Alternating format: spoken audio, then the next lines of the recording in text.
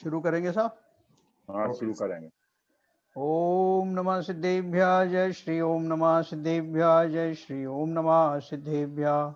मंगलम भगवान वीरो मंगलम गौतमो गणी मंगलम कुंद कुंदाद्यो जयंधर्मोस्तु मंगलम सर्वमंगल मांगल्यम सर्वकल्याणकारकम प्रधानम सर्वधर्माणां जयनं जयतु शासनम जैनम जयतु शासनम जैनम जयतु शासनम।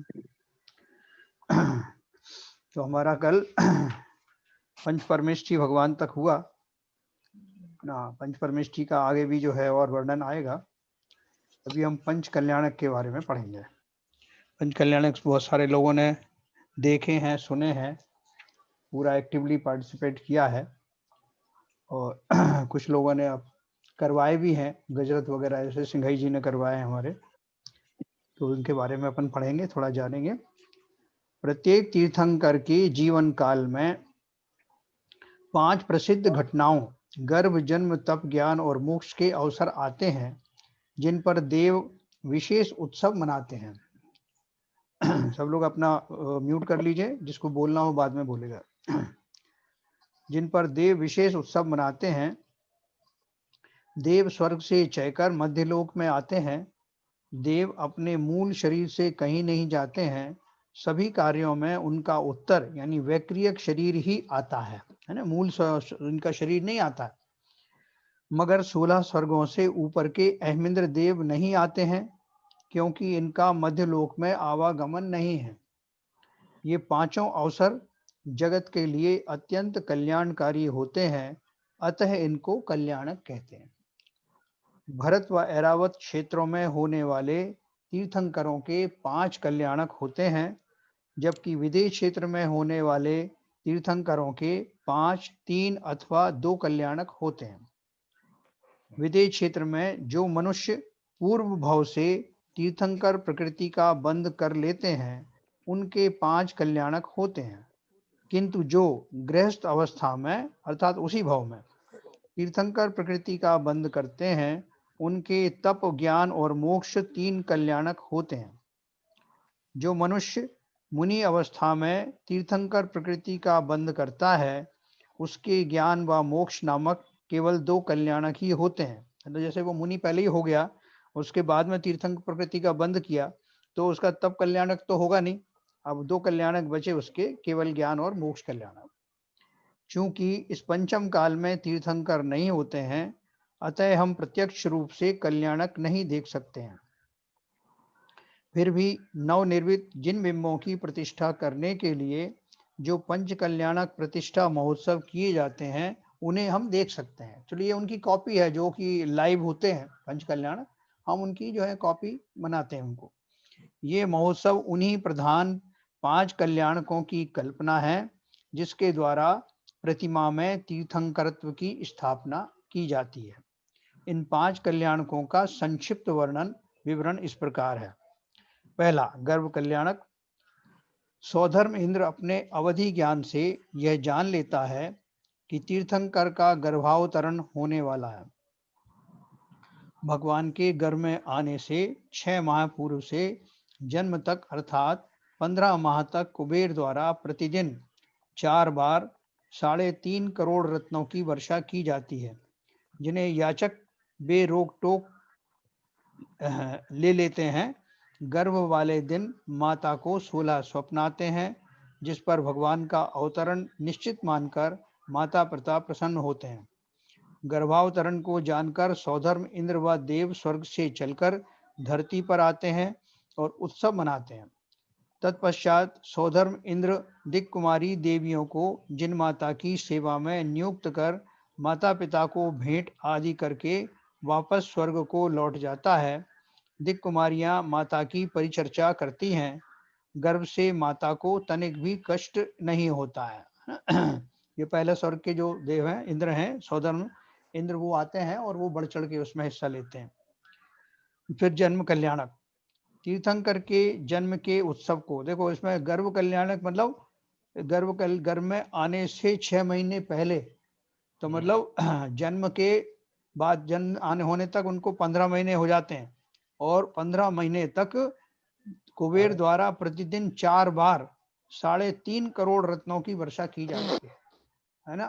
लोग सोच रहे होंगे वो कौन से रत्न होते हैं, हम क्यों नहीं हुए उस टाइम में। हो गए होंगे साहब, दिए होंगे। कुछ तो हमारे खाते में भी आ जाते।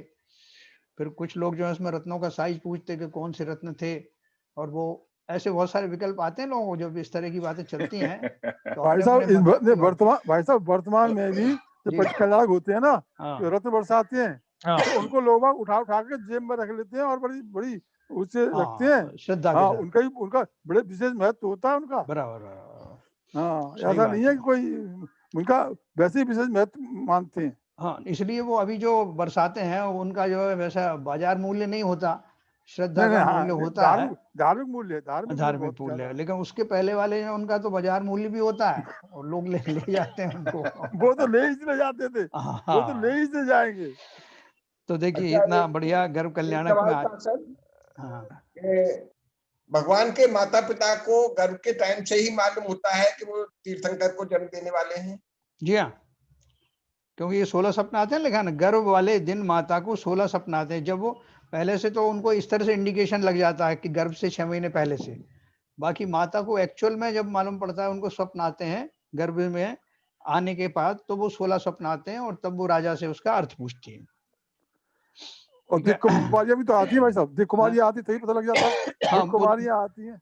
दिक कुमारी तो बाद में आएंगी ना। देखो लो, गर्भावतरण को जानकर सौधर्म इंद्र व देव स्वर्ग से चलकर धरती पर आते हैं और उत्सव हाँ मनाते हैं, है ना। हाँ तो वो उसके पहले तो वो नेक्स्ट डे ही जो है, जब उनको सपने आते हैं 16, तो दूसरे दिन ही राजा से उनका अर्थ पूछते हैं स्वप्न का। और हाँ बाकी फिर ये सिलसिले सब चालू हो जाते हैं, दिक कुमारियों का हाँ आना और ये सब हाँ होना। हाँ जिन माता की सेवा में नियुक्त कर माता पिता को भेंट आदि करके वापस स्वर्ग को लौट जाता है सौधर्म इंद्र, दिक कुमारियों को वो अपॉइंट करके जाता है।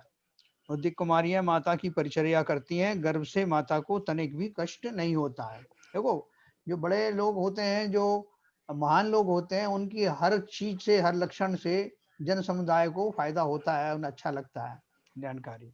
दिक कुमारियों को अष्ट कुमारियां भी बोलते हैं। हाँ, दूसरा है जन्म कल्याणक।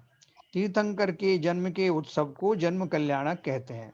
तीर्थंकर का जन्म होने पर चारों निकायों के देवों के भवनों में उनके अपने वाद्य यंत्र यानी घंटा, दुंदुभी आदि स्वयं बजने लगते हैं और सौधर्म इंद्र का आसन कंपायमान होता है जिससे उन्हें तीर्थंकर का जन्म होना निश्चित हो जाता है। सौधर्म इंद्र अपनी इंद्राणी शची सहित 1,00,000 योजन प्रमाण ऐरावत हाथी पर बैठकर चारों प्रकार के असंख्यात देवों के साथ भूमि पर आता है और साथ में 12.5 करोड़ जाति के वाद्य यंत्रों की मीठी ध्वनि, देवों द्वारा जय जयकार की ध्वनि आदि होती है। सौधर्म इंद्र अपनी इंद्राणी शची को प्रसूति गृह में भेजकर बालक को मंगवाते हैं। शची वहां पर तीर्थंकर की माता को माया निद्रा में सुलाकर तीर्थंकर बालक को ले आती है और उसके स्थान पर माया बालक को रख देती है। बालक को देखकर तृप्ति नहीं होने से इंद्र अपने 1000 नेत्र बनाकर बालक को निहारता है। बालक को लेकर इंद्र सुमेरु पर्वत पर जाता है और वहां उनका पांडुक शिला पर 1008 कलशों द्वारा अभिषेक करता है। अभिषेक हेतु जल क्षीर सागर से देवता पंक्तिबद्ध होकर लाते हैं। यह जल दूध के समान श्वेत और त्रस जीव से रहित होता है ना। मामा जी कौन से सागर से लाते हैं वो जल? क्षीर सागर से। क्षीर सागर, क्षीर सागर 5वां नंबर का शायद है वो सागर, वहां से वो लेकर के आते हैं और उसका जो जल होता है वो दूध जैसा होता है ना। देखने में भी उसको टेस्ट वाइज भी बताते हैं, और बाकी के और भी जो समुद्र हैं उनका घी जैसा होता है। जो आगे के समुद्र हैं उनमें घी जैसा उनका रंग और वैसा वो स्वाद होता है। तो देखो, इसमें 2-3 बात अपने पढ़ी। एक तो 12.5 करोड़ जाति के दुंदुभी बाजे होते हैं। आप सोच भी नहीं सकते कितने बड़ा ऑर्केस्ट्रा ले आओ अपना, उसमें 12.5 करोड़ नहीं होंगे वाद्य यंत्र। दूसरी बात इन्होंने एक जो कही है, शची वहां पर तीर्थंकर की माता को माया निद्रा में सुलाकर तीर्थंकर बालक को ले आती है। तो ये मायाचारी ठीक है क्या? क्या ये मायाचारी में आती है? वो तो भक्ति में है, भक्ति के अंदर है। माया चाहिए नहीं, किसी का इसे माया नुकसान से नहीं पहुंचाने कर के लिए सकते। नहीं किया उन्होंने, है अरे ना। भाई साहब जी एक बात समझ नहीं आई कि हाँ 12.5 करोड़ यहाँ भी वाद्य यंत्र में बता रहे हैं और हाँ। समोषण जब लगता है तब भी 12.5 करोड़ ही होते हैं। तो 12.5 करोड़ का कोई विशेष महत्व है क्या गिनती का? अब वो उनके उतने वो यंत्र का जो कहीं तो लिमिट लगाओ, 15 करोड़ कर दे तब भी आप यही पूछते। नहीं, दोनों जगह एक ही जैसे हैं। हाँ मतलब हाँ जन्म पर भी 12.5 ही करोड़ है और बराबर, समोषण 12.5 करोड़ है। बस इतने ही है उनके पास। चाबी भाई बजवा लो, जितने चाहे बाद में बजवा लो। जितने स्टोर में रखे हैं वही तो लेके आएंगे। एक अमृत पेंड है, उसमें 32 लोग आते हैं। हाँ है ना। अब हमारे पास जो है मैक्सिमम सब समर्पित कर दिया ना, और क्या चाहिए। क्या आप बोले नहीं कि आधा करोड़ तो बचा लेते, 12 अभी बजा देते, वहां 12.5 वहां बजा देते। नहीं बाबूजी, अब जब आप तीर्थंकर बनाएंगे तो 15 करोड़ करवा देंगे। ठीक है सर, तो आगे चलते हैं। सब एक प्रश्न है, ये क्षीर सागर की का जो जल है, कहाँ पर लोकेशन है इसकी? ये जल है क्षीर सागर, लेकिन कहाँ 5वें पर नंबर का मेरे ख्याल से मान्यता वो है बात इसकी? आप वो देखेंगे ना अपना जो तत्वार सूत्र में देखेंगे, या इसमें भी मिल जाएगा किताब में, पीछे अपन छोड़ा है, जहाँ दीपों के बारे में वर्णन है, शायद आगे भी आने वाला है। उसमें वो 5वें नंबर का मेरे ख्याल समुद्र है, एग्जैक्ट गिनती मुझे नहीं मालूम, वो फिर से नंबर देखेंगे। 102 पे दिया है। हाँ 102 पे दिया होगा, देखो इस किताब में सब कुछ दिया हुआ है, बराबर है, छोटा थोड़ा करके दिया है, और ये सब दिया हुआ है, जम्बू द्वीप, धातकी खंड, अढ़ाई द्वीप, और इसमें 102 पेज पे। हाँ 102 पे है, अढ़ाई द्वीप का विस्तार है। मैप दिया है, अढ़ाई द्वीप का विस्तार दिया है, भरत क्षेत्र वगैरह डिस्क्राइब किए हैं, अलग अलग। बिल्कुल बिल्कुल, इसमें मेरे ख्याल से 5वें नंबर का है, फिर भी मैं देख के आपको कंफर्म करूंगा कौन से नंबर का है वो। ये एक के बाद दूसरे है ना, सबसे पहले इमीडिएट तो लवण समुद्र आता है, जम्बू द्वीप के बाहर। हाँ लवण समुद्र आता है, फिर कालोदधी समुद्र आता है, जो धातकी खंड के बाहर होता है ना। फिर उसके बाद ऐसे करते करते जो 13 द्वीप तक का वर्णन तो अपने को आता है, फिर उसके बाद लिखा है असंख्य द्वीप वगैरह होते हैं, फिर लास्ट में स्वयं रमण समुद्र होता है ना। वो सब अपन पढ़ने वाले हैं, इसमें सारा है विस्तार से। तो देखिए अपन कहाँ तक आ गए कि बालक का जन्म हो गया, उनका अभिषेक हो गया, यह जल दूध के समान श्वेत और तरस जीव रहित होता है। बहुत सारे जीवों को इसलिए भी वहां से भ्रम हो गया कि दूध के समान कलर होता है, इसलिए भगवान का दूध से अभिषेक करते हैं। ऐसे बहुत सारे भ्रम हो जाते हैं देखते देखते, और अगर वो नहीं भी होता है तो उनको लगता है उसका प्रतीक स्वरूप, जैसा वो दूध जैसा दिखने वाला जल है, उसके प्रतीक स्वरूप हम क्यों ना हम दूध से ही अभिषेक करें। ये लोगों की भावनाएं होती हैं, वो कहीं ना कहीं से आती हैं।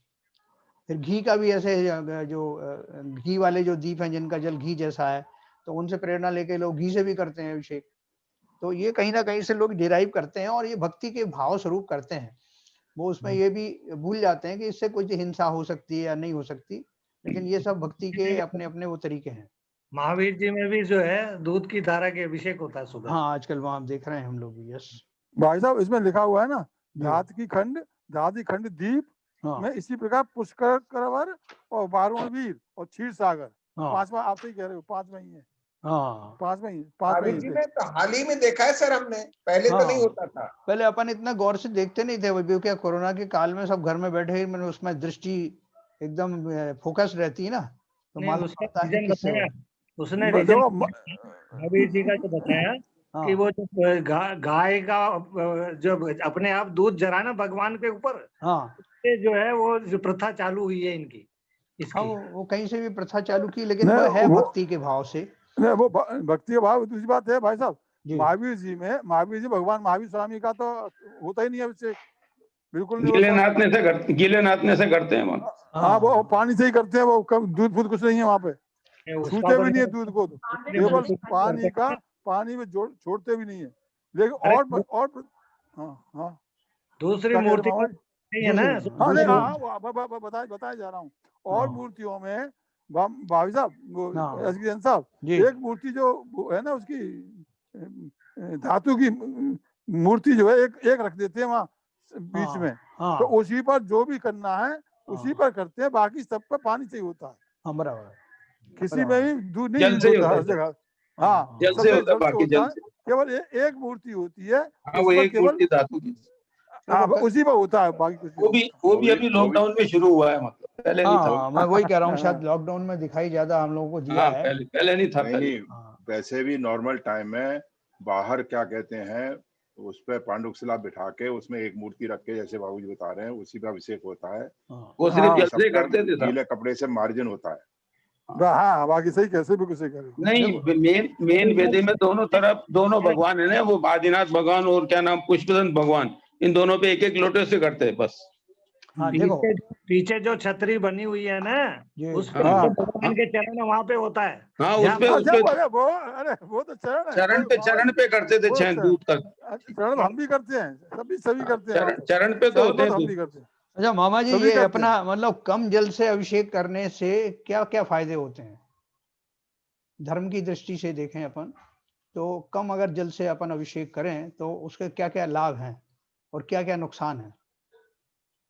लाभ तो क्या है, एक तो जीवों की हिंसा कम होगी। हाँ, पहली बात। दूसरी बात क्या है कि भगवान की मूर्ति खिरेगी नहीं। हाँ, बहुत सही, वाह, ये बहुत सही है, बहुत सही। और एक लाभ और भी है कि वो जब गंधोदक बनता है उसका, तो अपन उसका क्षेपण करने के लिए कहीं पेड़ों की तरफ भागते हैं, कहीं और लेकर उसको विसर्जन करने के लिए जाते हैं, तो उन पेड़ों में आप देखो कितनी जो है चींटियां, छोटे छोटे जीव होते हैं जहां अपन वो विसर्जन करते हैं। आपने देखा कभी गौर से? कभी गमलों में भी डालते हैं अपन तो कितनी चींटियां मर जाती हैं। पेड़ों पे तो होते ही है। तो वो गंधोदक का विसर्जन से भी इतने, जितना आप गंधोदक का निर्माण करेंगे, प्रोड्यूस करेंगे, उतना ही आपको विसर्जन में दिक्कत आएगी। तो इसलिए आपने सही कहा, दो लाभ तो आपने बता ही दिए। और तीसरा ये भी है कि वो जो है, और फिर जल काय के जीव तो मरते हैं, वो आपने बता ही दिया। तीसरा ये भी सबसे बड़ा कारण है, गंधोदक जहां अपन उसको जो खिराते हैं, सिराते हैं, वहां पर बहुत जीव होते हैं, उन सब से अपन बच जाएंगे। तो इसलिए नहीं तो ये जैन साहब, ये सब वार्तालाप केवल प्रवचन के लिए हो रही है कि वास्तव में उनका अनुकरण भी होना चाहिए? मामा जी भी इम्प्लीमेंट करने वाले हैं उसको, क्योंकि वही सब देखते भी हैं, तो अभी उनको समझ में भी आया है और वो इस बात का सुनिश्चित करेंगे। ऐसा है साहब, कई जगह तो छोटे कलश काम में लेने लग गए आजकल बड़े की जगह। मामा जी ने कितना छोटा सा कलश लिया, वो भी चरण के ऊपर ही करते हैं उस खाली। और आगे से उन्होंने बोल भी दिया है कि वो आप बिल्कुल इंश्योर करेंगे कि कम से कम किस कलश से हो। ये बात भी वो समझ गए कि ज्यादा कलश करने से कोई धर्म लाभ विशेष नहीं होता, वो तो अपने भावों से है, 2 बूंद पानी से भी उतना भाव बन सकते हैं अपने। तो अभी वो मामा जी ने सोच लिया है कि वो अभी वैसे ही करेंगे, उसको सुनिश्चित करेंगे। ये ज्यादा जल की वजह से महावीर जी की मूर्ति खिलने लग गई थी, तभी तो बंद किए अभिषेक। हाँ ठीक है ना मामा जी, अब अपन आगे से ऐसे ही करेंगे। हाँ चलो आगे चलते हैं। बालक तीर्थंकर के दाहिने पैर के अंगूठे में स्थित चिन्ह को देखकर सौधर्म इंद्र इसे ही तीर्थंकर का चिन्ह निश्चित करता है। जैसे अपन कल पढ़ रहे थे, यही चिन्ह तीर्थंकर की प्रतिमा पर अंकित किया जाता है। सौधर्म इंद्र बालक के अंगूठे में अमृत भर देता है और तांडव नृत्य आदि अनेक मायामयी लीलाएं करता है। तत्पश्चात बालक को वस्त्र आभूषण से सजाकर वापस प्रसूति गृह में पहुंचाकर इंद्र आदि देव तीर्थंकर के माता पिता की भक्ति कर वस्त्र आभूषण आदि भेंट कर उन्हें प्रणाम कर वापस देवलोक लौट जाते हैं। दीक्षा लेने तक तीर्थंकर के लिए वस्त्र आभूषण भोजन आदि सामग्री प्रतिदिन स्वर्ग से देवों द्वारा लाई जाती है। देखो एक चीज मैं आपको बहुत बढ़िया बताऊं कि उन्होंने ऐसा क्या किया था, कोई देवों के ऊपर उपकार किया था, इंद्रों को कोई एहसान से लग दिया था, वो सब क्यों इतनी चर्या कर रहे थे उनकी, उनका भोजन भी वहां से आ रहा है, वस्त्र भी वहां से आ रहे हैं, है ना। ये कितनी बड़ी उपलब्धि है। तो देखो इससे एक सिद्धांत निकलता है कि उन्होंने तो, उन जीवों ने अपने ही भले के लिए सारे कार्य किए, स्वयं के उद्धार के लिए किए, किसी दूसरे के लिए नहीं किए। हम तो अभी अब 2-4 नियम धर्म साधने लगते हैं तो दूसरों से उम्मीद करने लगते हैं कि ये कुछ ना कुछ हमारी सेवा करे, हम क्योंकि हम तो व्रती हो गए, हम त्यागी हो गए। वहां उन्होंने पूरा कंसंट्रेट अपने ऊपर किया है।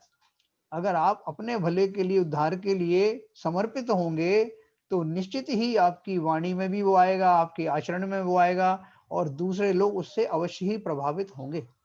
उन्होंने किसी से कुछ नहीं किया, अपना ही कल्याण किया और उस कल्याण की उत्कट भावना के कारण जो पुण्य एक्स्ट्रा अर्जित हुआ उसके फलस्वरूप ही सारी घटनाएं होती। ऐसा पुण्य उनको ही अर्जित होता है जिन्हें पुण्य की भी कामना नहीं। इसलिए हम सब जितने भी मोक्ष मार्ग में बढ़ रहे हैं, बिना किसी आकांक्षा के, बिना किसी अपेक्षा के, बिना किसी प्रशंसा की प्राप्ति के अपना काम अपने करते चले जाएं, एक ना एक दिन हमारा अवश्य ही न केवल हमारा कल्याण होगा बल्कि हम दूसरों के कल्याण में निमित्त भी बन सकते हैं। विद्यासागर महाराज हमेशा कहते हैं, आप अपना काम करते रहिए, आप इस बात की भी कोई कोशिश मत करिए कि लोग आपकी प्रशंसा करें, लोग आपके बारे में कहीं कुछ जो है आपको कहें। बोलते हैं अपने आप ही प्रशंसा एक ऐसी है कि जीवों की अपने आप फैलती है, दसों दिशाओं में फैलती है, और उसकी आकांक्षा नहीं करना है। अगर आपका पुण्य है, यश कीर्ति नाम का जो कर्म का उदय हो रहा है, तो लोग अपने आप करेंगे, ना करें तो ना सही। हमने किसी आकांक्षा से नहीं किया। इसलिए वो महान तीर्थंकर बनने वाले वो जीव हैं, उनकी अपनी चर्याओं के द्वारा अपने आप में अपने आत्मा की खोज के में लगे रहने के कारण जो उनको वो उपलब्धि उस डायरेक्शन में हो रही, वो तो हो ही रही है। उसके अलावा उनका जो पुण्य जो साथ में बनता है, जिसे वो चाहते नहीं है, उसके फलस्वरूप ये सब होता है। और उनको उसी जीवन में उनका सब पुण्य समाप्त भी करना है ना, तो ये इस तरह से होता है। देवता लाते हैं वहां से, उनका दिव्य भोजन वहां से आता है, वस्त्र आदि आते हैं, कितनी बड़ी बड़ी घटनाएं होती हैं। तो चलिए आगे चलते हैं। वस्त्र आभूषण आदि भेंट कर उन्हें प्रणाम कर वापस देवलोक लौट जाते हैं। दीक्षा लेने तक तीर्थंकर के लिए वस्त्र आभूषण भोजन आदि सामग्री प्रतिदिन स्वर्ग से देवों द्वारा लाई जाती है। फिर तब कल्याणक। अब कोई ये पूछेगा कि वो जो दीक्षा के बाद भी तो उनके आहार होते हैं, वो देव वहां से क्यों नहीं लेके आते? हाँ, प्रश्न तो यही है। उसके बारे में तो कहते हैं, उसके बारे में कहते हैं देवों का संयम नहीं होता है। हाँ, तो देखो अपना, नहीं तो कोई बोलता कि वो जो श्रेयांश है कुमार जी ने उनका आहार दिया, क्योंकि विधि नहीं मालूम थी, तो वो देवता ही लेके आ जाते ना। एक घटना ऐसी भी हुई थी कि एक जगह पे मुनिराज को आहार नहीं हो रहे थे, तो वहां पर किसी ने, देवों ने एक कृत्रिम नगरी का निर्माण किया। जंगल में वहाँ चातुर्मास कर लिया था, वहाँ गुथानी पास में जैन कोई नगर। हाँ, और उनको आहार दिया। उसके बाद में वो अपना कुछ भूल गए थे, पीछे कुछ रह गया था, तो वो लौट के गए तो वो नगर गायब था, है ना। एक कहानी आती है इसमें ऐसी। तो उनको वास्तव में वो ऐसा जो कृत्रिम आहार आदि है वो नहीं लेते। ये संयम वाली बात तो वहां भी बैठती है। फिर वो भगवान के लिए उनके लिए लाते हैं, उनके लिए जो जन्म से लेकर के तब तक जो है वो लेके आते हैं देवता वगैरह। तो वहाँ संयम नहीं, वहाँ संयम की वाली बात नहीं है ना। दीक्षा से पहले तक की बात है, पहली बात। अच्छा, और दूसरी बात ये क्या, वो भी दिव्य भोजन होता है, वो तो शुद्ध भोजन होता है। ऐसा नहीं कि वहां से ला रहे हैं स्वर्ग से, तो जो है तरह तरह के ऐसे पकवान ले आए जिससे उनको और गरिष्ठ भोजन में जैसी गिनती गिनी जाए, ऐसा नहीं। दिव्य भोजन होता है, संयम थोड़ी होता है। हाँ, शुद्ध भोजन होता है उनका, ठीक है ना। तो और उसके बाद भी वो जब तीर्थ, हाँ कोई कुछ आहार के लिए एक महाराज जी लोग ये भी बोलते कि एक यही फिर एक पुण्य रहता है हमारे लिए, मनुष्यों के लिए। देव तो बाकी सब क्रियाएं करते ही हैं, एक आहार दान ही एक ऐसा है जिसके जहाँ पे मुनि महाराज का जो हाथ हमारे नीचे रहता है और हमारा हाथ ऊपर रहता है, और हम वो मतलब उसके लिए उनको बहुत बढ़िया मनुष्य के पास जाना पड़ता, बाकी तो सब क्रियाएं देव ही करते हैं।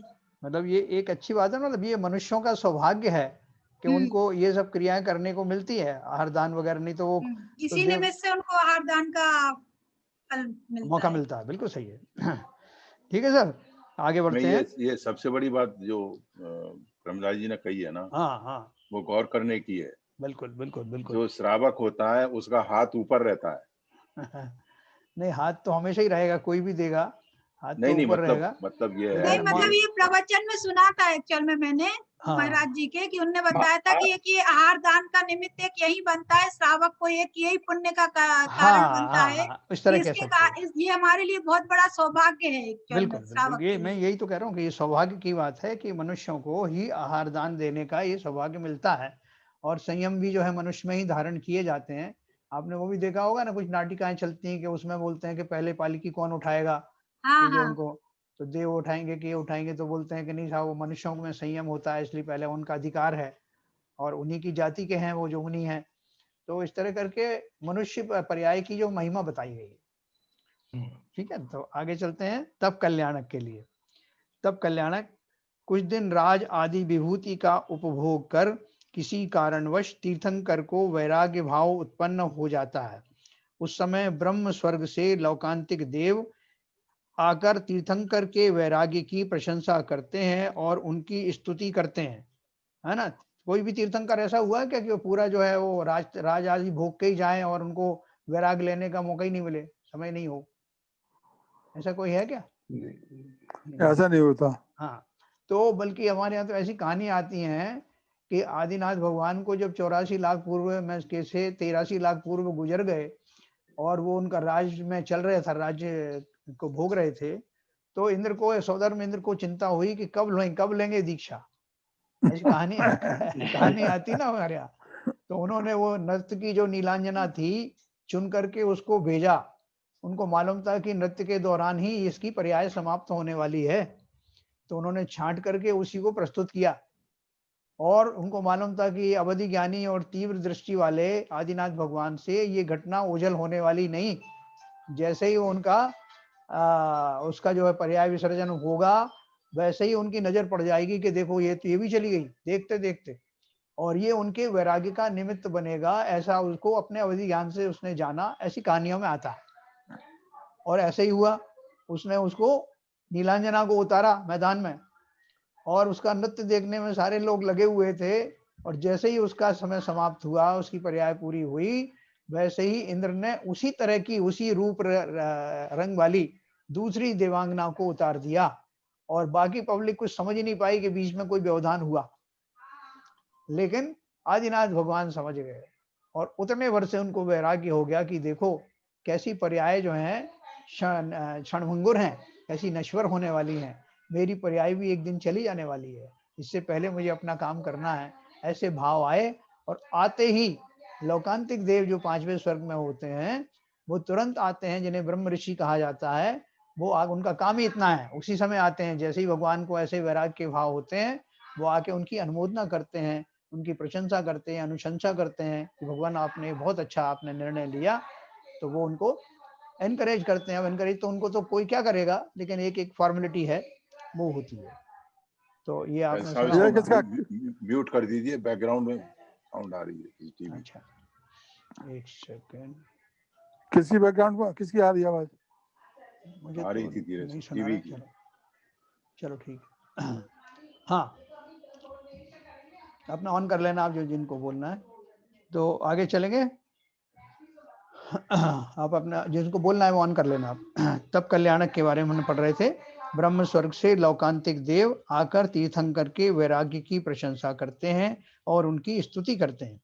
कुबेर द्वारा निर्मित पालकी में तीर्थंकर को बैठाकर तपोवन को ले जाते हैं। पालकी को 7-7 कदम की दूरी तक मनुष्य और विद्याधर ले जाते हैं और बाद में देवता पालकी को आकाश मार्ग से ले जाते हैं। तपोवन में पहुंचकर तीर्थंकर वस्त्र आभूषण आदि त्याग देते हैं और नमः सिद्धेभ्या बोलकर पंचमुष्टि केश लॉन्च करते हैं। वे केवल सिद्धों को ही नमस्कार करते हैं। इंद्र इन केशों को रत्न पिटारे में ले जाकर क्षीर सागर में क्षेपण करता है। तीर्थंकर स्वयं दीक्षा ले लेते हैं क्योंकि उनके कोई गुरु नहीं होता है और वे स्वयं जगत गुरु हैं। नियम लेकर आहार के लिए नगर में जाते हैं और आहार देने वाले के यहाँ पंचाश्चर्य प्रकट होते हैं। जैन साधु देवताओं से आहार ग्रहण नहीं करते हैं क्योंकि वे मनुष्यों की भांति संयम धारण नहीं कर सकते हैं। जब अभी किसी ने बताया था ना, बहुत अच्छा। प्रथम बार आहार देने वाला उसी भव में अथवा अधिकतम तीसरे भव में मोक्ष चला जाता है। तो यहाँ कोई ये कह सकता है कि छोड़ो सारी झंझट, काय की तपस्या करना, काय का कुछ करना, अपन तो ऐसा कुछ उपाय करो कि कोई मुनिराज को या तीर्थंकर मुनिराज को आहार देने को मिल जाए तो बेड़ा पार हो जाए, है ना हमें तपस्या करना पड़े, ना हमको कुछ और करना पड़े। ऐसा हो सकता है क्या? देखो यहाँ भी वही बात है, मतलब उस व्यक्ति के भाव इतने निर्मल होते हैं जो आहार देने में समर्थ होता है, जिसके ऐसे भाव आते हैं, वो पुण्यात्मा जीव साधारण जीव नहीं होता। और मोक्ष प्राप्ति के तो जो नियम हैं, जो क्रियाएं हैं, वो सबके लिए सुनिश्चित वही रहती हैं। कोई भी व्यक्ति बिना मुनि बने, नग्न दिगंबर साधु बने बिना मोक्ष नहीं जा सकता, ये नियम है ना। तो वो जो जीव है जिसने आहार दिया, वो भी कोई साधारण व्यक्ति नहीं होगा, वो सब इन प्रक्रियाओं को जानता हुआ सम्यक दर्शन को प्राप्त करके मुनि बन करके ही जाता है। ये बात अलग है कि उसका उन्होंने सुनिश्चित कर दिया कि ज्यादा से ज्यादा तीसरे भाव में मोक्ष चला जाता है, ऐसी उत्कृष्ट आत्मा है। ठीक है, तो तीर्थंकर मुनि भी नहीं है। एक मिनट मामा जी मामा जी, हाँ 50 शास के आहार देने वाले के यहाँ 50 शास होते हैं, ये क्या, ये अभी पढ़ रहे हैं ना अपन, एक पढ़ते हैं 3 क्या होते हैं, है ना, 50 प्रकट होते हैं। हाँ ये अपन पढ़ रहे हैं। तो तीर्थंकर मुनि भी तीर्थंकर मुनि होते हैं, वो ऐसे वैसे मुनि नहीं है। जो तीर्थंकर मुनि है, जो तीर्थंकर बनने वाले हैं, ऐसे मुनि को आहार देने से निश्चित ही जो लिखा है इसमें मोक्ष मिल जाता है। बोला ना आपको कि ऐसा अपन जुगाड़ कर लें अगर के ऐसे मुनि कोई आहार देने को मिले इसमें मिलेंगे नहीं, मिलेंगे नहीं, पंचम काल में नहीं है। तो उस चक्कर में किसी और दूसरे मुनि से मत कह देना कि नहीं साहब मैं तो उन्हें ढूंढ रहा था।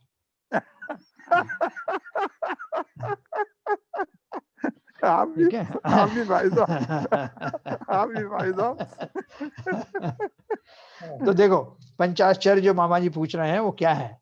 तीर्थंकर के आहार पर देवताओं के द्वारा आहार दाता के यहाँ 5 आश्चर्य युक्त कार्य किए जाते हैं। ये कार्य हैं रत्नों की वृष्टि होना, दूसरा दुंदुभी बाजे बजना, तीसरा मंद सुगंधित पवन चलना, चौथा जय जयकार की ध्वनि होना और 5वां आकाश से पुष्पों की वर्षा होना, है ना। जिस समय जो उनका पहला आहार होता है तो उस समय ये 5 आश्चर्य उस घर में होते हैं, है ना। रत्नों की वृष्टि होना, दुंदुभी बाजे बजना, मंद सुगंधित पवन चलना, जय जयकार की ध्वनि होना और आकाश से पुष्पों की वर्षा होना। जिस समय इससे मुनि जी का अंतराय नहीं होता है इन सब चीजों से? नहीं, ये आहार होने के बाद होता है, आहार के बाद। अच्छा अच्छा अच्छा, आहार के बाद। जैसे चंदन वाला ने जो आहार दिए थे ना महावीर स्वामी को, तो उसके तुरंत बाद ये 5 आश्चर्य हुए और सारी भीड़ को मालूम पड़ गया कि उनके आहार हुआ महावीर स्वामी का। वो कंफर्म हो जाता है कि इनको इतने बड़े महापुरुष को आहार देने का सौभाग्य आज किसको मिला। और सेठानी जो सेठानी थी उसको भी मालूम पड़ गई। हाँ, वो सेठानी भी भागी आई है और उसने उनके भाग्य को बहुत सराहा और जो क्षमा मांगी चंदन वाला से। तो चंदन वाला ने उनको क्या कहा कि माता जी आप क्या बात कर रही हैं, आप मुझे लज्जित कर रही हैं क्षमा मांग करके, आप ना होती तो ये दिन कैसे आता। और आप देखो कि वैसे भी बात सही है, अगर वो घटनाएं वैसे घटित नहीं होती तो जिस क्रम में वो हुई थी तो ना तो उनके जो है बाल कोई मूंढता, ना उनको बेड़ियों में कसता, ना उनको मूंग की दाल के वो छिलके उनको दिए जाते, है ना, जेल में बंद किया जाता, और ना महावीर स्वामी का उधर से निकल करके अपनी प्रतिज्ञाओं का पालन होता दिखाई देता। हाँ बिल्कुल सही कह रहे हो, बिल्कुल सही कह रहे हो। तो भगवान को आहार भी नहीं मिल पाता, भगवान को आहार भी नहीं मिल पाता। तो चंदन वाला ने भी बिल्कुल सही कहा अपनी जगह पे। अपन ये नहीं कहते कि आपका बड़प्पन है, ये तो नहीं बड़प्पन, क्या है उन्होंने सही सोचा कि इसी क्रम में घटनाएं घटित हुई इसलिए ये पॉसिबल हुआ, है ना। नहीं तो आजकल की कोई होती तो वो कहती कि अब तुम्हें समझ में आया कि मैं कौन हूँ।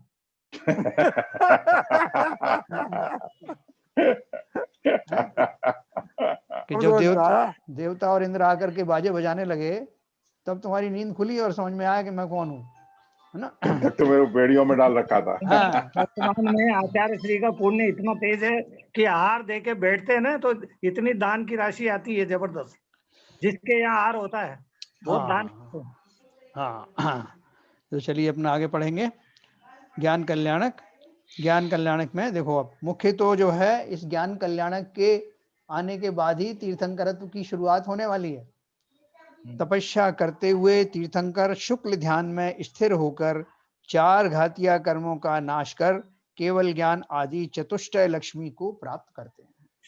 उनका शरीर भूतल से 5000 धनुष ऊंचा चला जाता है केवल ज्ञान होने पर, और सिंहासन, भामंडल, छत्र आदि 8 प्रातिहार प्रकट होते हैं। केवल ज्ञान होने पर 10 अतिशय होते हैं और देवताओं द्वारा 14 अतिशय किए जाते हैं। प्रातिहार और अतिशयों का विवरण क्रमशः पृष्ठ 31 व 33 पर हम पढ़ चुके हैं, है ना।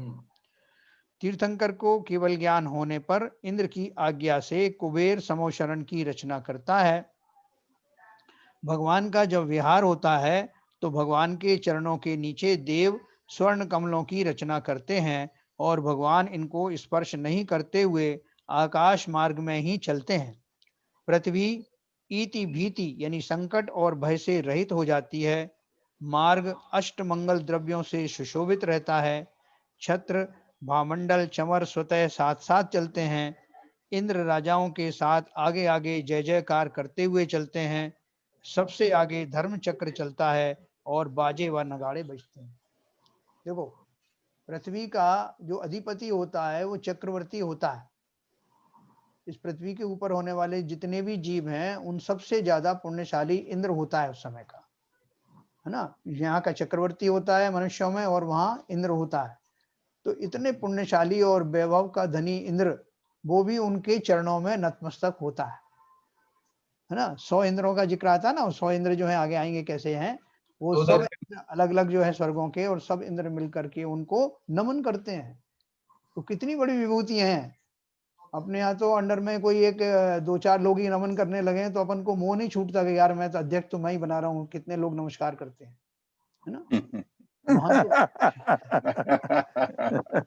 बहुत सही। एक्चुअली यही हम लोगों को मनुष्यों में यही तो आकांक्षा बहुत प्रबल होती है, जिसके पीछे वो सारी झंझट सहने को तैयार है। राजकाज करने में कोई मामूली बात थोड़ी है। मोदी 1 घंटा सोता है, कितने उनको परेशानी होती है, लेकिन फिर भी वो तो चलो अपने भक्ति भाव से अपने अपना राजधर्म निभाने के लिए कर रहे हैं। लेकिन कितने जीव ऐसे हैं, खाली अपनी आज्ञा मेरी चलती रहे, लोग मुझे माने, सिर्फ इस मान कषाय के कारण अपने सारे जो जिन्हें वो आराम वगैरह कहते हैं, भोग आदि सब छोड़ करके इसमें ही लगे रहते हैं कि मेरा ये पद बना रहे। सारी शांति सब उसके लिए समर्पित कर देते हैं उस छोटे से लालच में कि मेरी आज्ञा चलती रहे, लोग मुझे नमस्कार करें, मेरे नतमस्तक रहें। और यहाँ 100 इंद्र उनके जो सबसे ज्यादा पुण्यशाली जो जीव हैं वो उनको नमस्कार करते हैं, उनको किंचित भी मान नहीं आता, है ना। उन्होंने अपने लिए किया, बाकी सब सहज में घटित होता है, दूसरों के लिए थोड़ी किया। दूसरे उससे लाभान्वित होते हैं सहज में। तो देखिए ऐसा चलता है। सबसे आगे धर्म चक्र चलता है और बाजे व नगाड़े बजते हैं। अब निर्वाण मोक्ष कल्याणक होने वाला है भगवान को। जब तीर्थंकर की आयु पूर्ण होने वाली होती है तब उनका समोशरण विघटित हो जाता है और वे योग निरोध द्वारा ध्यान में निश्चलता कर शेष 4 अघातिया कर्मों का भी नाश कर देते हैं। वह निर्वाण धाम को प्राप्त होते हैं, अर्थात लोक के अग्रभाग में सिद्धालय में विराजमान हो जाते हैं। अनंत भगवान के शरीर छूटने को पंडित मरण की संज्ञा है। भगवती आराधना नाम की एक ग्रंथ है, मेरे पास भी है, उसमें ये पंडित मरण और सब तरह के मरण के बारे में दिया है। शायद संक्षेप में इसमें भी मिलेगा आगे। 6 तरह के मरण है, 6 तरह। हाँ, वो मरण अपन सब पढ़ेंगे, कैसा कैसा मरण। सबसे उत्तम मरण है इनका पंडित मरण। तो उसको अपन तो मरण कहते ही नहीं, निर्वाण कहते ना। कैसा उत्तम वो मरण होगा, कैसा उत्तम वो शरीर का विसर्जन होगा जिसको मरण की संज्ञा भी नहीं दी जाती, उसको निर्वाण रूप में जैसे पवित्र शब्दों का जिसके लिए संज्ञा दी जाती है, क्योंकि वो उनका आखिरी विसर्जन है देह का।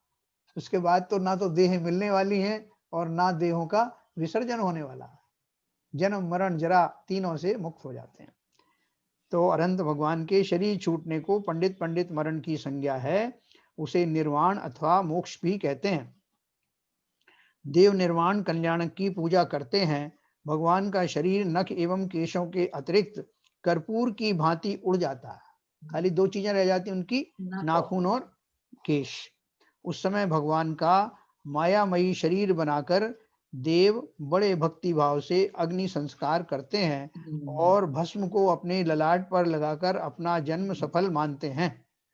वृषभ देव, वासुपूज और नेमिनाथ भगवान पद्मासन से मोक्ष गए हैं। शेष 21 तीर्थंकर खड़गासन से मोक्ष गए हैं। तो अपन जब मोक्ष जाए तो पहले निश्चित कर लेना कि खड़े खड़े जाना है कि बैठ के जाना है, क्योंकि वहां फिर उसी दशा में रहोगे। समुद्र से भी तो जाते हैं, समुद्र से फिर खड़े खड़े जाते हैं। तो डर तो नहीं लगेगा कि भाई अपने पैर वैर जो है दुखने लगे, ये सब कुछ हो जाए, इसलिए पहले से निश्चित कर लो कि कौन से आसन से जाना है। क्या बाबू जी ऐसा कर सकते हैं? उनके तो पैर वगैरह होते ही नहीं वहां पे, सिद्धालय में तो कुछ नहीं होता। और वहां सहज में ही जैसे भाव होते हैं, उन भाव पूर्वक इसकी ये चिंता नहीं करते कि खड़े खड़े हो रहे हैं कि बैठ के हो रहे हैं। जब जैसे भाव बन जाते हैं उसी दशा में वो स्थिर हो जाते हैं। जो सत्य मुद्रा होती है वो है। जी हाँ। भाई साहब एक बात पूछनी थी जी। ये साधारण जीवन में जो इस समय तो ये जो देहावसान हो जाता है व्यक्ति का, तो उस व्यक्ति की जो बॉडी है, उस बॉडी के संस्कार करने की कोई विधि जैन शास्त्र में कहीं लिखी है क्या? कोई किस तरीके से बॉडी का संस्कार करेंगे? हाँ, देखो बहुत सारे हैं ऐसे ग्रंथ हैं। हाँ, तो उसमें है कोई कुछ है क्या? कुछ ग्रंथ तो हैं, मुझे अभी एग्जैक्ट उसका नाम तो नहीं आ रहा है, देखने में मालूम पड़ जाएगा। उसमें क्रिया वगैरह सब दी हुई हैं। जैसे एक छोटी सी किताब है क्रिया कोश करके, काफी कुछ चीजें उसमें दी हुई हैं, और भी बहुत सारी पुस्तकें हैं। हाँ, विशन चंद जी की एक किताब है क्रिया कोश, उसमें भी होगा, मैं सूतक पातक का भी डिटेलिंग है उसका। उसमें बहुत सारी जो है गृह संबंधी जो है क्रियाएं दी हैं, और भी बहुत सारी पुस्तकें हो सकती हैं, क्योंकि वो द्वादशांग वाणी कल हमने पढ़ी थी ना, उसमें आपने देखा होगा कि बहुत सारे जो अंग हैं उसके, उसमें ये सब चीजें लिखी हुई हैं इस संबंधी। नहीं, अभी तक कहीं भी, अभी हमारे इतना उम्र हो गई, हमें कहीं भी किसी प्रकार से किसी न विद्वान ने, न किसी मुनि ने, न कहीं पर ये जैन पद्धति से उस बॉडी का संस्कार जो उसको जैसा लगता है वैसा करके जलाए आते हैं जिस घर में, लेकिन कोई जैन पद्धति से हमें उस बॉडी के संस्कार क्या करना चाहिए, कैसे कैसे करना चाहिए, तो वो कुछ कहीं मिला नहीं हमें। नहीं, वो मिल जाएगा। देखो सबसे बड़ी बात तो क्या है, जब अपन इस संसार से विदाई लेंगे तो वो दूसरों का हेडेक रहेगा कि हमें क्या करना हमारे शरीर। नहीं, नॉट माय सेल्फ। नहीं, मैं एक जनरल बात कर रहा हूँ, मैं तो ऐसे एक कि उसमें भी ये सब तो हैं, किताबें हैं, ऐसी बात नहीं है, नहीं है, संस्कार हैं। तो मेरा मतलब है कि अपन को जिन चीजों में कंसंट्रेट करना है, ये भाव भी आप बोल रहे हैं वो आते हैं सहज में, लेकिन जब हम जाएंगे इस दुनिया से नमस्कार करके, टाटा बाय बाय करके, तो हमें इन भावों से बिल्कुल मुक्ति पहले ही मिल चुकी होगी। बिल्कुल सही है। इस महा समुद्र से जब हम विदा लेंगे तो हमारी दशा कितनी अनुपम होगी, सोच के हमें रोमांच आना चाहिए। सही बात, ठीक है ना। तो चलिए इस तरह से वो हुआ। अब अपन पढ़ेंगे समोशरण। ये पंडित मरण में आपको बताऊंगा कैसे होता है। और ये देखो जहाँ पावापुरी में बताते हैं ना कि वो इतना जो पानी भरा हुआ है वो इसलिए भरा है कि वहां जब उनका निर्वाण हुआ था महावीर स्वामी का, तो वो वहां की रज को लोगों ने ले करके मस्तक पर लगाया, और लाखों की संख्या में देवता और मनुष्य थे वहां। तो बोलते हैं कि इतनी मिट्टी वहां से उठाई गई कि वहां पे गड्ढा बन गया, और जो आज वहां पे झील जैसी बन गई है। देवों ने आके रचना की है। देखो यहाँ लिखा है ना, उस समय भगवान का मायामयी शरीर बनाकर देव बड़े भक्ति भाव से अग्नि संस्कार करते हैं, और भस्म को अपने ललाट पर लगाकर अपना जन्म सफल मानते हैं, है ना। ये सब क्रियाएं हैं। तो वो उस समय की अपन सोचते हैं कि इतना कैसे हो सकता है। जैसे ललित जी पूछते हैं कि साहब हमको तो विश्वास ही नहीं होता, इतनी बड़ी बड़ी संख्याएं आप बताते हो कि तो इतने एक तो इतनी उम्र होती है, एक की जो 96,000 रानियां होती हैं, अब एक के पुत्र लगाओ 100 तो कितने, तो उनका ही परिवार हो गया। तो कहाँ तो रहते होंगे और कहाँ उनके लिए जगह होती होगी, है ना। लेकिन ये सब जो है कोरी कल्पनाएं नहीं है, ऐसा ही हुआ है। वो अपन आगे चलेंगे। हाँ, तीर्थ समोशरण की बात करेंगे। तीर्थंकर भगवान के उपदेश की धर्म सभा का नाम समोशरण है, जहां बैठकर देव, मनुष्य और तिर्यंज सब अपनी अपनी भाषा में उनकी अमृत वाणी से अपने कर्णों को तृप्त करते हैं। सौधर्म इंद्र की आज्ञा से कुबेर विक्रिया के द्वारा तीर्थंकरों के समोशरण यानी विशाल सभा मंडप की सुंदर रचना करता है। देव, मानव, पशु पक्षी आदि सभी भव्य व अभव्य जीवों को इसमें समानता पूर्वक शरण मिलती है, इसलिए उसको समव शरण कहते हैं। सभी को शरण मिलती है। किसी प्रकार के छोटे बड़े, राजा रंक आदि का भेदभाव नहीं होता है। समान शरण के कारण इसकी समव शरण संज्ञा सार्थक है। तीर्थंकर के प्रभाव से समव शरण में भूख, प्यास, रोग, शोक, मरण, सर्दी, गर्मी, राग, द्वेष, नींद आदि का प्रकोप नहीं होता है। यहाँ पर स्थान का अभाव भी नहीं होता है। कितने ही देव, मनुष्य, तिर्यंज आदि समव शरण में आ जावें, वहां सभी को स्थान मिलता है। केवली के दिव्य शरीर की आभा से यहाँ पर निरंतर प्रकाश रहता है और रात्रि व दिन का भेद नहीं होता है। देखो कितनी सारा जो है उनकी झंझट बच गई देवों की। अपने यहाँ कोई सभा हो तो पहले एसी की व्यवस्था करो, फिर उसमें बिजली पावर हाउस की व्यवस्था करो, फिर इतनी कुर्सियां चाहिए, उतना ऊपर टेंट लगाओ, कितने लोग आ जाएंगे वो भी पता नहीं है, इतनी सारी आर्टिफिशियल व्यवस्थाएं करते हैं ना। और वहां तो उनके आने भर की देर है, वो स्वयं में पावर हाउस है, पूरा सब कुछ एयर कंडीशन हो जाता है, सबको बैठने की जगह मिल जाती है, सब यथा योग्य बिना किसी अड़चन के बैठ जाते हैं, कितने भी लोग आओ, है ना। ये उनका महात्म्य है, अतिशय है। तैयार बना रहता है उनका, तो माथे उठा के रख देते हैं बस केवल। नहीं, देवों का कहीं पढ़ा है मैंने, पढ़ा है। कुबेर रचना करिए, लिखा है इसमें, कुबेर रचना करते हैं, कुबेर रचना करते हैं, इंद्र के आज्ञा देने पर कुबेर रचना करते हैं। भाई देखो, जिन्होंने अपने उन माया से, उनके उन विक्रिया रिद्धि से ये सब चीजें बनाई हैं, उनको बनाते कितना देर लगती है। वो ये नहीं बोलते कि ये स्ट्रक्चर पड़ा रहने दो भैया, आगे भी ले जाना है। उनको ना ढोने की जरूरत नहीं होती, वो तो जहां चाहे वैसे बना देते हैं। तो और दूसरा, रात्रि और दिन का वहां भेद नहीं होता, मतलब इतना जो है प्रकाश रहता है। समो शरण में 8 भूमियां होती हैं। देखो ललित जी, बहुत सारी आश्चर्यजनक बातें अपने को मिलेंगी जिनके ऊपर अपन विश्वास करने का मन नहीं करता है। आप कह रहे थे ना, लेकिन करना ही पड़ेगा, क्योंकि किसी ने जो है ऐसी अनर्गल बातें नहीं लिखी हैं, क्योंकि ये सब जो जिसने प्रयोजन भूत वस्तुओं के बारे में कल्पनाएं नहीं की, सही बताई है, वो अप्रयोजन बहुत बातों में क्यों करने वाले हैं। तो ये ऐसा ही उनका वर्णन है। समो शरण में 8 भूमियां होती हैं। इसकी प्रथम 7 भूमियों में बड़ी आकर्षक मनोहर रचनाएं, यानी नाट्यशालाएं, पुष्प वाटिकाएं, वापियां, चैत्य वृक्ष आदि होते हैं। कौन से तल के ऊपर होते हैं? फर्स्ट फ्लोर के ऊपर। हाँ, यहाँ भी फ्लोर चलते हैं ना। मिथ्या दृष्टि व अभव्य जन प्राय इन्हीं को देखने में उलझ जाते हैं। हमारे बाबूजी कहते हैं ना, बाबूजी कहते हैं कि वो जो मिथ्या दृष्टि आ गए, वो तो भाई नाटक वाटक देखने में मस्त हो जाते हैं, ऊपर के मंजिलों में जाने के उनको कोई भाव ही नहीं आते। और वहां जिन्हें मोक्ष जाना होता है, वो सब जीव अपना अपना प्राप्त कर लेते हैं, और ये अपने खेल तमाशों में लगे रहते हैं नीचे। सही बात। मिथ्या दृष्टि व अभव्य जन प्राय इन्हीं को देखने में उलझ जाते हैं, और कुछ श्रद्धालु जीव ही 8वीं भूमि में प्रवेश कर अरहंत भगवान के साक्षात दर्शन कर पाते हैं। 8वीं भूमि श्री मंडप नाम की है, जो अंतिम भूमि है। इसमें 12 कोठे यानी बैठने के स्थान होते हैं, जिनमें गणधर मुनि आदि निम्नानुसार बैठते हैं। पहले कोठे में गणधर आदि मुनिजन, दूसरे में कल्पवासी देवियां, कल्पवासी मतलब जो ऊपर के जो स्वर्ग हैं उनकी देवियां, फिर तीसरे में आर्यकाएं एवं श्राविकाएं, चौथे में ज्योतिषी देवियां, 5वें में व्यंतर देवियां, 6वें में भवनवासी देवियां, 7वें में भवनवासी देव, 8वें में व्यंतर देव, 9वें में ज्योतिषी देव, 10वें कल्पवासी देव, 11वें में मनुष्य चक्रवर्ती आदि, 12वें में तिर्यंच यानी पशु पक्षी आदि, है ना। तो देखो, पहला वाला कोठा गणधर आदि मुनिजन के बाद में फिर सब जो महिलाओं के लिए है, लेडीज फर्स्ट है वहां भी। कल्पवासी देवियां, आर्यकाएं, श्राविकाएं, ज्योतिषी देवियां, व्यंतर देवियां, भवनवासी देवियां, फिर 7वें नंबर पे भवनवासी देव, 8वें पे व्यंतर देव, ज्योतिषी देव, कल्पवासी देव और मनुष्य चक्रवर्ती आदि, और 12वें में तिर्यंच।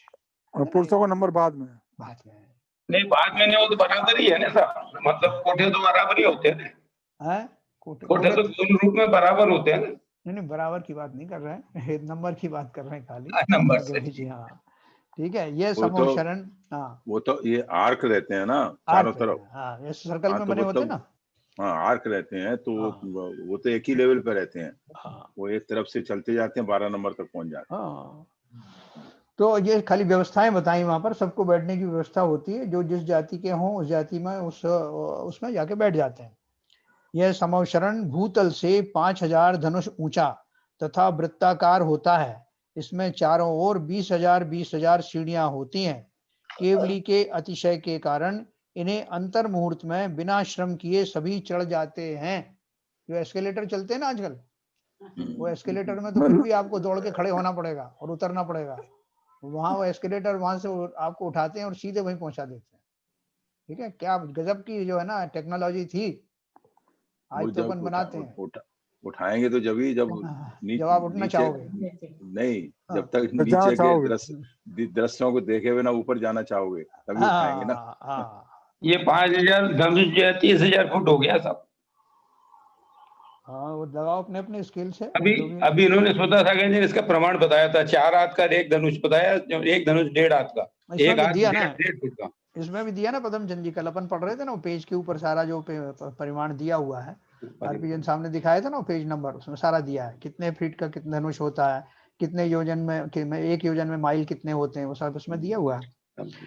तो चलिए आगे चलते हैं।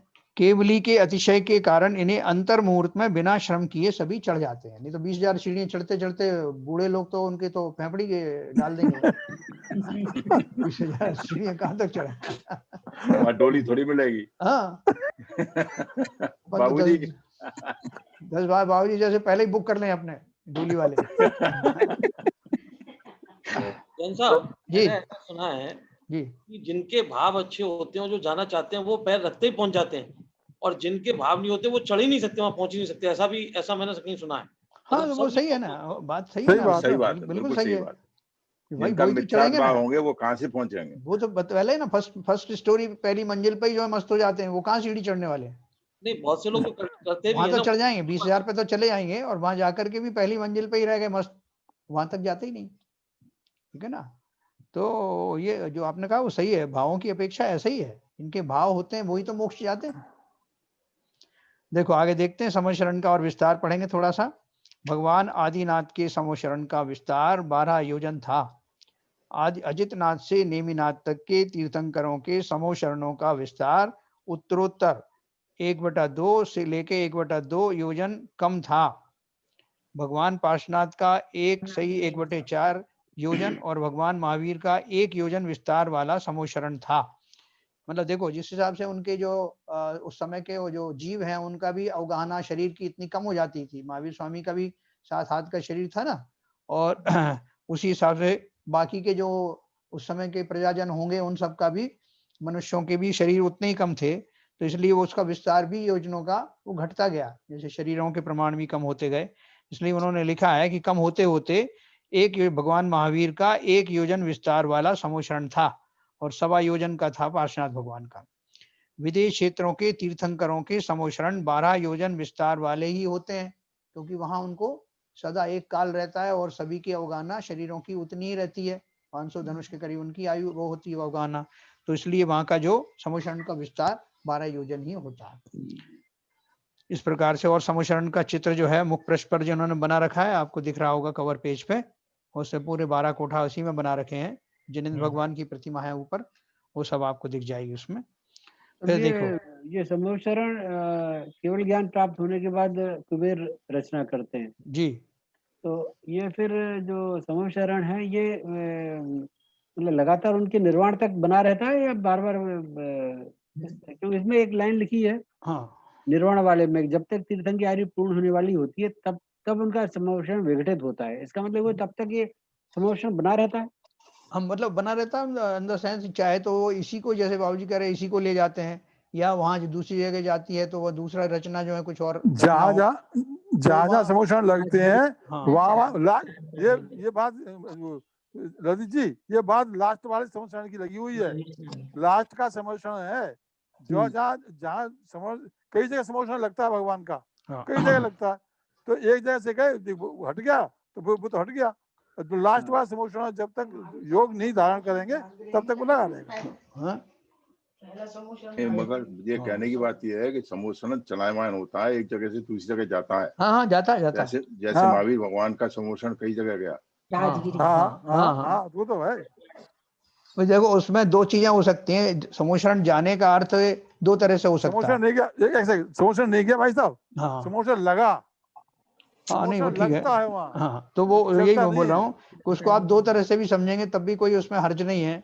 आप बोलो कि वहां जाकर फिर से रचना कर देते हैं उस जगह पे जहाँ उनको समोशरण जाता है, और या जो है वही पूरा इंफ्रास्ट्रक्चर ले जाते हैं, आप ऐसा भी सोचो तब भी कोई हर्ज नहीं है। कुल मिला के ये कि समोशरण की वो सारी विभूतियां, सारी रचनाएं वैसी की वैसी जहां जहां उनका समोशरण जाता है वहां वैसी ही मिलती है। भाई अभी जैसे महाराज जो जाते हैं तो अलग अलग टेंट लगाते हैं ना, वैसे वो ये सम्मोशन सब जगह जाता है हमारा उनके साथ। हाँ, बट वो रचनाएं उनकी वैसी रहती हैं, जैसी एक जगह पे है वैसी रचना रहती है। नहीं, मैंने कहीं पढ़ा था भाई साहब, इसलिए मैंने कह दिया कि वो समोसन का बना हुआ स्ट्रक्चर रहता है उनके यहाँ। ये तो देवगत रचना है, कहीं भी खड़ी कर लेते हैं साहब। अपन क्यों परेशान हो, ये देवताओं का बिजनेस है। ये कुमेर का काम है, कैसे मैनेज करना है। सोनागिरी में समोसन आया है 17 बार समोसन। अब जब बाबूजी बनेंगे तीर्थंकर तो वो कह देंगे देवता आप तो बनिए साहब, आप अपना काम करिए, हम अपना काम करेंगे, आप अपना देखो हम अपना देखेंगे, ठीक है ना। तो इसलिए कोई चिंता की बात नहीं। अब देखो अपन भी गए होंगे ना, अपन भी होंगे, बिल्कुल होंगे। देखो अब अपन एक लास्ट पढ़ लेते हैं इसमें गंधकुटी, फिर समापन करेंगे। समूह शरण के बीच में एक गंधकुटी की रचना कुबेर द्वारा की जाती है।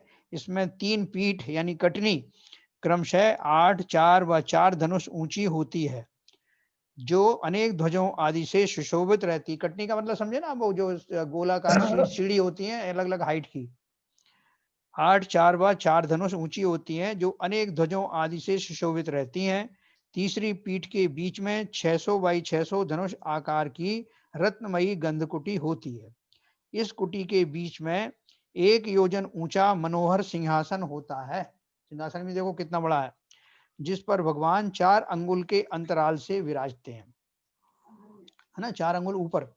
अष्ट प्रातिहार उनके साथ होते हैं। गंधकुटी के ऊपर की ओर अशोक वृक्ष होता है।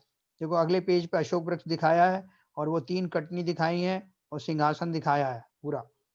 भगवान पद्मासन मुद्रा में होते हैं, और उनका मुख उत्तर या पूर्व दिशा की ओर होता है, मगर केवल ज्ञान अतिशय के कारण उनका मुख चारों दिशाओं में दिखाई देता है। जिनेंद्र भगवान के शरीर की सुगंध से सभी दिशाएं सुगंधित हो जाती हैं, अतः इसे गंधकुटी कहते हैं। या इसी से गंधोदक शब्द भी चला। इसमें देव, मनुष्य और त्रियंच आकर दिव्य ध्वनि के खिरने की प्रतीक्षा करते हैं। मुख्य श्रोता चक्रवर्ती व राजा सम्राट होते हैं। इसकी सबसे बड़ी विशेषता यह होती है कि इसमें सिंह आदि हिंसक पशुओं को भी स्थान मिलता है, और वे समता भाव से परस्पर बैर भाव बुलाकर एक साथ बैठकर उपदेश सुनते हैं।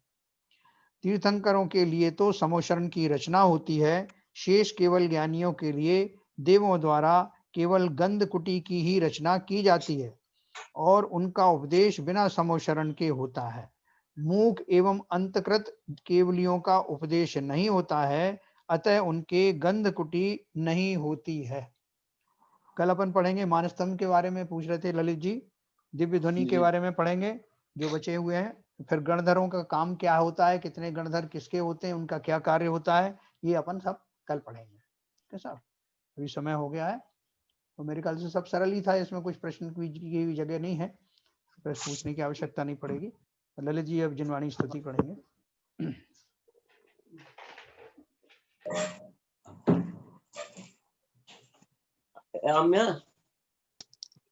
नित्यतम नाश विको ज्ञान के प्रकाश विको अपर भास विको भानु सी बखानी है। छहो द्रव्य जान विको बंध विधि भान विको स्वपर पिछान विको परम प्रमाणी है। जताए विको जी के जताए विको काहू न सताए विको भवे गुर आनी है। तार विको पार के उतार विको उतार विको यही जिनवाणी है।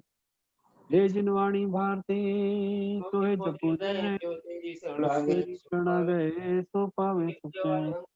वाणी के ज्ञान से सुझे लोकानो, तो वाणी मस्तक धरो सदा देते हैं धो, सदा देते हैं धो। जिनवाणी माता की जय। नमो का बोलेंगे।